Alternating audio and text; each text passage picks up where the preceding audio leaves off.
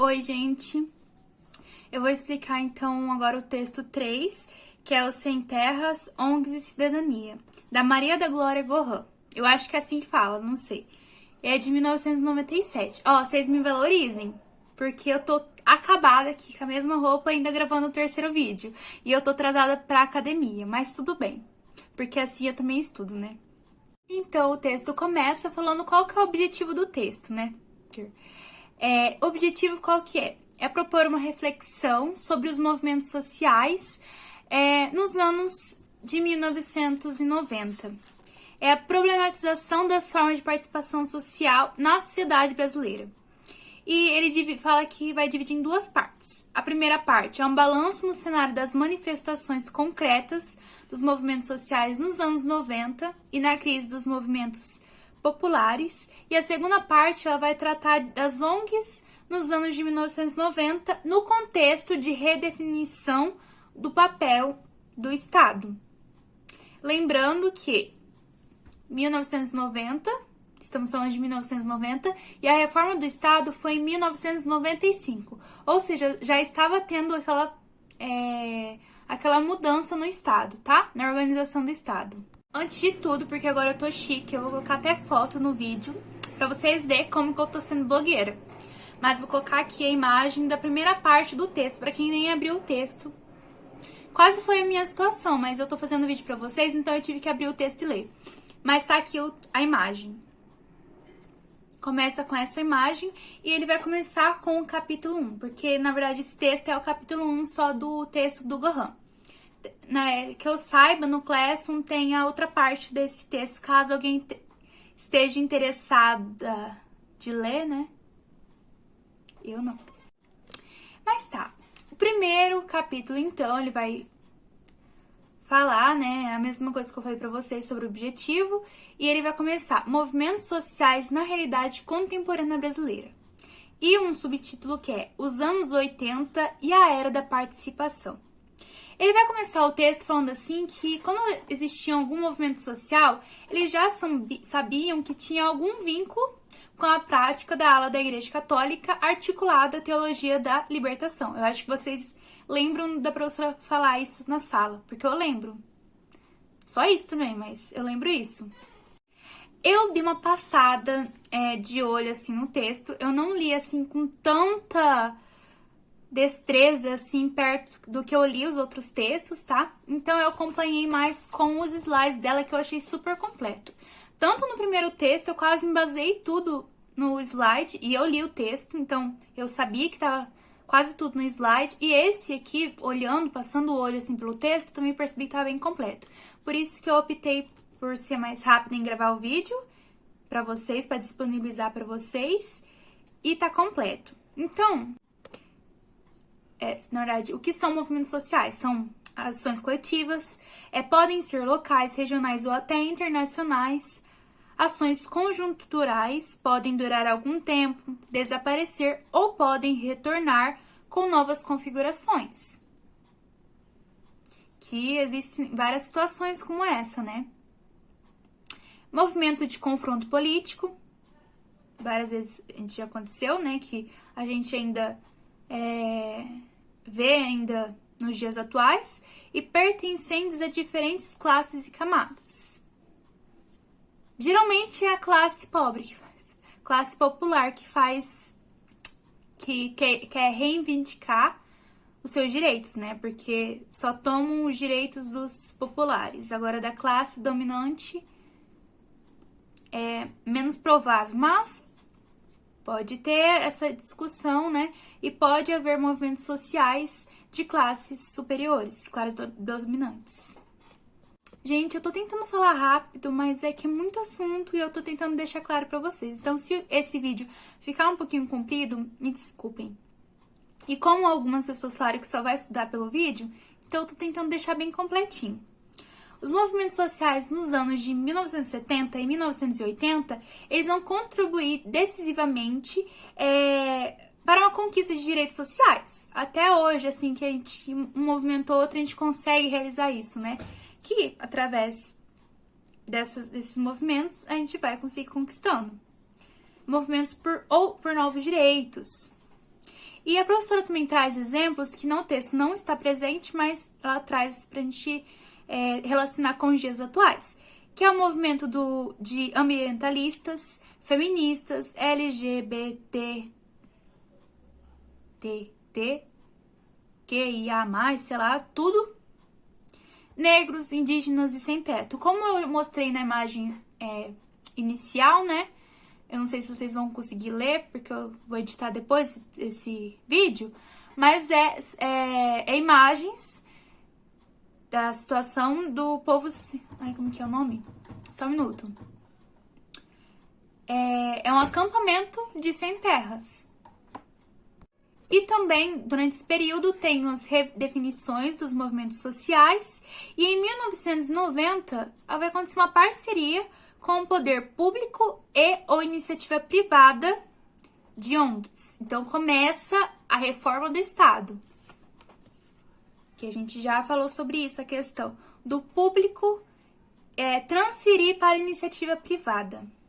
Ela vai falar, a autora também vai falar que nessa década ela vai demarcar duas novidades, a saber, uma é a nova concepção para o novo e o outro é uma divisão paradigmática, de paradigma, que vai falar isso. O novo são os outros tipos de movimentos. E a divisão paradigmática se deu no nível das interpretações das ações nas análises. E no caso dos anos 80, no campo popular, eles começam a indagar, a questionar o caráter de novos movimentos populares, que é, no caso, a parte dos movimentos como das mulheres, os ecológicos, dos negros, dos índios, etc. É um novo movimento que se referia a uma outra ordem de demanda. E relativa também aos direitos sociais, a pedido de igualdade, a libertação nas relações de raça, gênero e sexo. Tem uma parte aqui do slide que eu vou ler, porque eu não consegui explicar, que é a consolidação dos movimentos como estruturas da sociedade civil, foi um projeto que, nos anos 90, é reconhecido como não realizado, embora seja apontado não como um fracasso, mas sim como um projeto utópico, dentro do cenário político nos anos 70 e 80, quando o Estado era visto como inimigo. Então, eu vou só ler para vocês pensarem o que é isso, porque eu não consigo explicar. A questão do ponto de vista da produção do conhecimento sobre os movimentos sociais, esse novo desses últimos períodos que eu falei, teve uma dupla dimensão. Como construtor de espaço de cidadania nas novas leis que se estabeleceram no país e também na reviravolta teórica que passa a ocorrer no plano das análises, que eu já também comentei um pouco antes. No caso da primeira, relacionado ao espaço da cidadania, novas leis, é o caso da Constituição de 1988.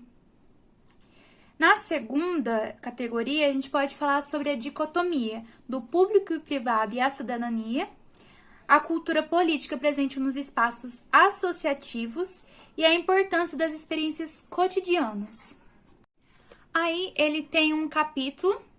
Aí ele acaba esse capítulo sobre os anos 80, a era da participação, e começa o subtítulo. Aí outro subtítulo que é os anos 90, a crise e mudança. Uma parcela significativa dos movimentos populares, sociais populares e urbanos entra em crise. E quais são essas crises? São dois tipos de crise. Bom, a primeira crise é as crises internas. Então, o que são as crises internas? É a de militância, a de participação, a de credibilidade nas políticas públicas, de confiabilidade e legitimidade junto à própria população.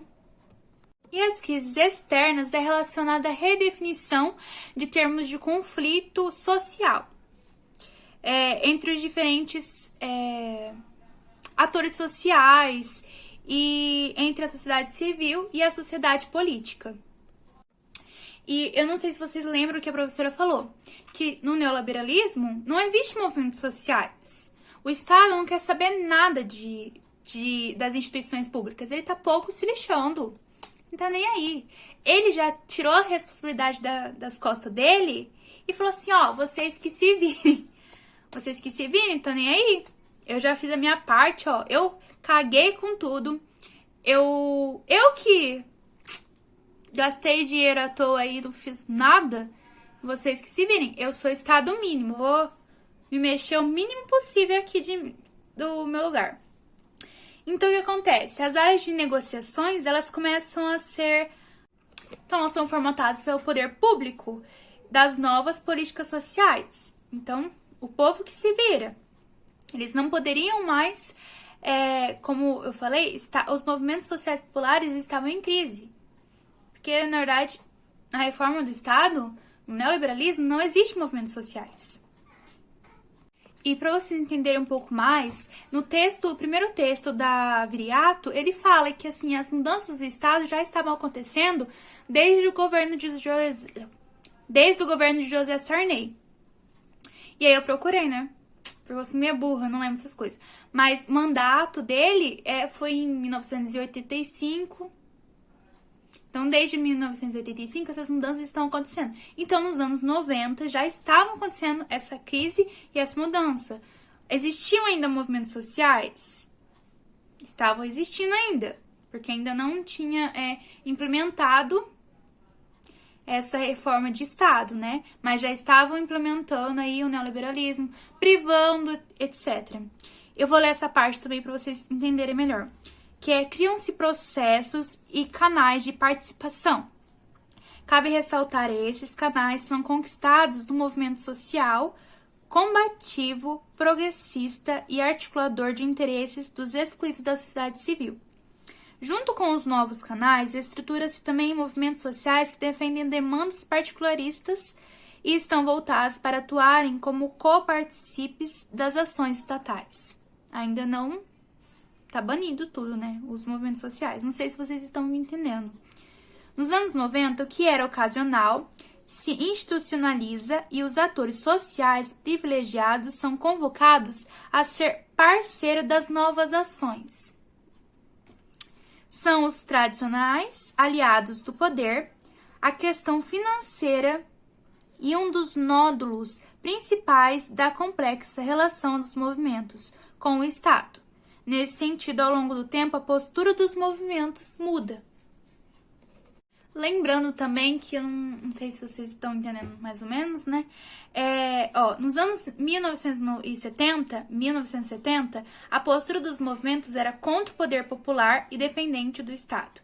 E ao longo dos anos de 1980, com a transição da democracia, eles passaram a ser interlocutores privilegiados com o Estado. Mudança de postura.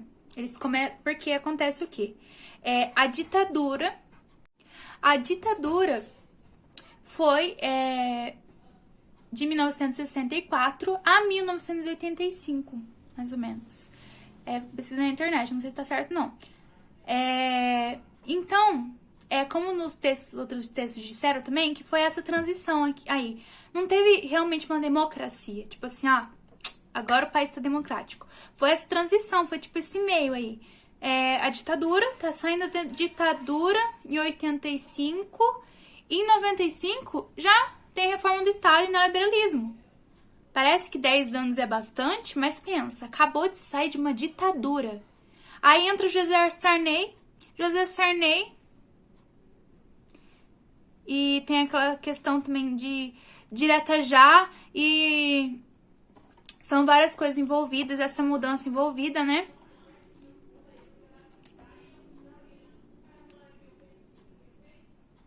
Direta já é antes de Sarney, tá? Não sei se não estão me entendendo um pouco. Então, essas mudanças aí, e eles, então, nos anos de 1980, eles começam essa transição democrática e essa mudança de postura dos movimentos sociais. Aí, nos anos de 1990, essa mudança ela se aprofunda. Uma vez que agora eles já têm um movimento progressista e sobreviveram à crise interna, né? Que foi aquela questão de militância, de participação, que eu já falei um pouco anterior ao vídeo. E eles eles querem participar das políticas públicas. E eles acabam criando uma nova forma de democracia. Que nova forma de democracia é essa? É a pública não estatal. E ela vai tomar o lugar. Ela vai tomar o lugar dos movimentos sociais combativos e progressistas. Porque ela vai ser uma interlocutora privilegiada das políticas sociais. Aí o que acontece? Tá perto de acontecer a reforma de 1995. Então, em 1990, o que acontece? Acontece duas tendências que podem ser percebidas nisso. A primeira é o crescimento das ONGs, né? E a segunda, as políticas de parceria implementadas pelo poder público, em especial em nível de poder local. Eu não consigo explicar isso, por isso que eu tô lendo pra vocês. Mas eu acho que deu pra entender, só de falar isso, né? Então, começam as mudanças, a mudança do papel Estado e a intermediação das ONGs em trabalhos de parceria entre o público não estatal e, às vezes, até com a iniciativa privada. E dessa interação surgem experiências de trabalho cooperativo, dando origem ao chamado terceiro setor da economia no âmbito informal. Eu acho que vocês já estão entendendo o que é o terceiro setor, né? Só rever os vídeos anteriores que eu falei já 1000 vezes que é terceiro setor.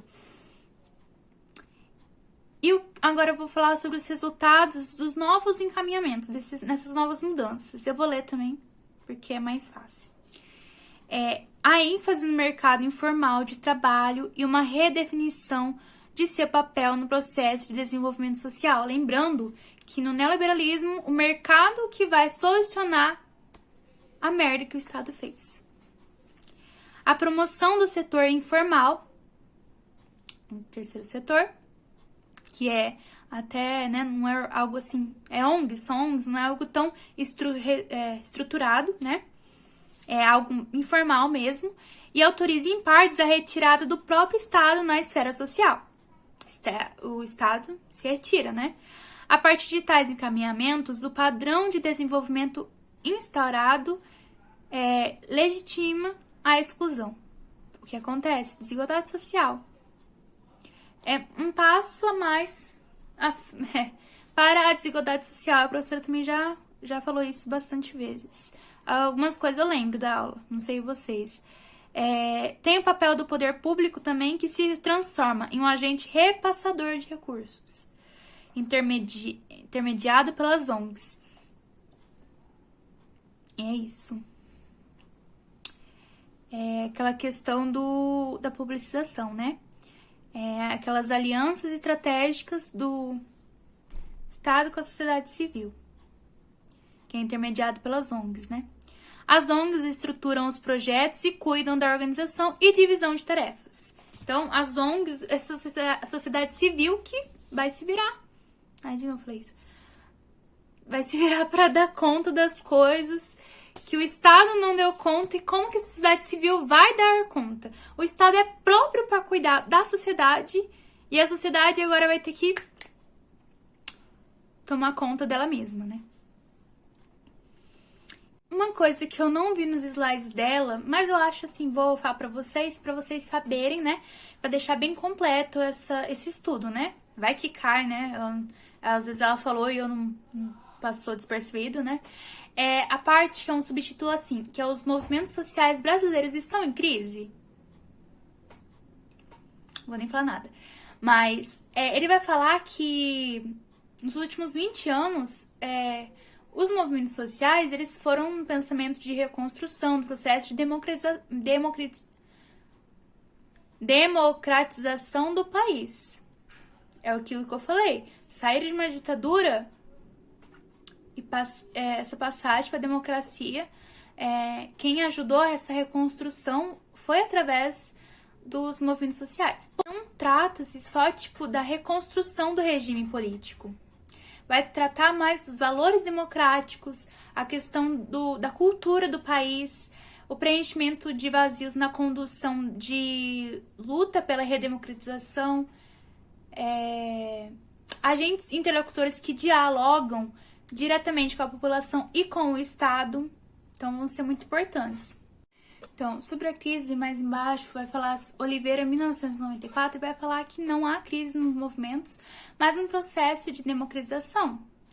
O autor afirma que há mudanças na forma de interlocução dos movimentos com o Estado, fazendo com que os movimentos não apareçam mais na mídia ou no imaginário das pessoas como os interlocutores diretos com o Estado.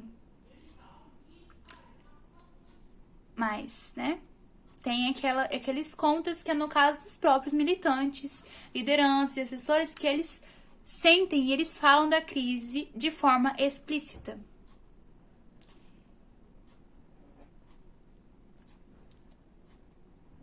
Bom, é isso. Essa parte não entendi muito, não. Depois vai falar sobre movimentos sociais e ONGs, a diferença e a semelhança. Qual que é? As organizações, as ONGs, são institucionalizadas e já os movimentos, não. As organizações, elas podem ter sistema de relação internas, informais, pouco burocratizadas, elas mais precisam ser eficientes, precisam ter um plano, que vá para frente. Elas têm que se preocupar com a perenidade para sobreviver e ter um cotidiano contínuo, porque são sem fins lucrativos, Os movimentos, eles não são assim, eles têm fluxo e refluxo. Não são propriamente estruturas funcionais, são aglomerados polivalentes, multiformes, descontínuos, não necessitam de um compromisso com a eficácia operacional, a não ser algum tipo de resultado para suas bases. Eles não têm que fazer balancete, prestar contas ou pagar funcionários. Agora, as ONGs, elas têm que fazer tudo isso em seu cotidiano. Seus orçamentos ocupam a maior parte do tempo de seus dirigentes, Como não tem fins lucrativos e tal, então, pior ainda, o lucro, no caso, não tem. Então, o Estado, ele quer tudinho. Por que você gastou tal coisa, Ah, mas você gastou tanto dinheiro com o quê? Em resumo, também, as ONGs é o quê? Um pensamento racional. Já os movimentos sociais, eles é um misto de não racional com racional e até irracional em certos momentos. Calma que eu tô acabando, tá, gente? Eu já falei isso, que eu tento fazer rapidinho, mas eu quero englobar tudo, pra ficar bem completo. Então, por isso que eu falo bastante, pra vocês também tentarem entender, tá? Mas eu já tô quase acabando. E fala que em 1990 importa menos a presença de movimentos sociais, porque tá naquela transição, Tá perto da reforma do Estado. E na reforma do Estado, no neoliberalismo, como eu já falei, não existe movimentos sociais, É isso que eu entendi, pelo menos que a professora falou, que não tem essa existência de movimentos sociais. Então, a estrutura específica e importam mais as novas instituições, os novos quadros de pessoal, a nova mentalidade sobre as coisas públicas. E nesse período importa mais a nova cultura política gerada. E ela vai falar também sobre as organizações não governamentais. Acompanhando a tendência mundial de crescimento das ONGs, o volume de dinheiro que elas movimentam também é grande. As ONGs é uma forma moderna de participação. E porque se organizam em torno dos chamados direitos sociais modernos, direito à qualidade de vida, a não discriminação, a preservação do meio ambiente, questões relacionadas à saúde, buscam combinar os valores individuais com valores coletivos, a racionalidade individual com racionalidade científica. Pronto, já tô acabando. Vou só ler agora a conclusão que ela coloca aqui. As ONGs, por se constituírem em espaço coletivo de participação da sociedade civil, a partir de interesses de grupos determinados, tendo como referência movimentos e organizações sociais, acabam sendo, então, as entidades procuradas para servir de mediadoras nas políticas de parceria, ou seja, políticas que articulam o governo e a comunidade organizada. Acho que ficou um pouco claro, né? Esse texto não é difícil de ler, mas também eu achei meio chatinho. Eu não li totalmente, tá? Mas eu acho que eu peguei partes, assim, importantes do texto e achei completo até. Mas se vocês puderem ler o texto, eu sempre reforço isso. Se vocês puderem ler o texto, seria ótimo. Espero que esses vídeos tenham ajudado vocês, tá? Eu aproveitei que eu ia estudar e tô compartilhando o que eu entendi. Não consigo entender 100%. E me desculpem se eu falei alguma coisa errada, porque talvez eu tenha entendido de uma maneira errada, né? E eu posso estar passando pra vocês. Eu confirmei, tipo assim, tudo que eu falei pra vocês está no texto. Sabe? Coisas que eu fiquei em dúvida, eu li pra vocês. Então, eu acredito que a concepção do que eu passei pra vocês esteja correta. Mas me perdoem se eu me equivocar em alguma coisa e falar algo errado e estiver errado, tá bom? Se vocês também perceberem alguma coisa errada nos meus vídeos, por favor, me corrijam. Obrigada. Espero que vocês tenham gostado.